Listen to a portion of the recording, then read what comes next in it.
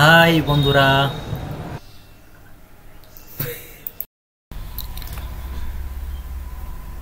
চলে আসলাম মেদিনীপুর শহর থেকে 55 কিলোমিটার দূরে মেদিনীপুর জেলার গড়বেতা শহরের কাছে অবস্থিত একটি বিখ্যাত পর্যটন ও পিকনিক স্পট। সেটা হলো গনগনি গ্র্যান্ড ক্যানিয়ন নামে ব্যাপকভাবে পরিচিত। এটি শিলাবতী নদীর চারপাশে প্রাকৃতিক পাহাড় নিয়ে গঠিত, যা স্থানীয়ভাবে সেলাই নদী নামে পরিচিত। সময়ের সাথে সাথে বৃষ্টিপাত এবং ঋতু পরিবর্তনের ফলে আকর্ষণীয় দর্শনীয় ভূতাত্ত্বিক কাঠামো তৈরি হয়েছে।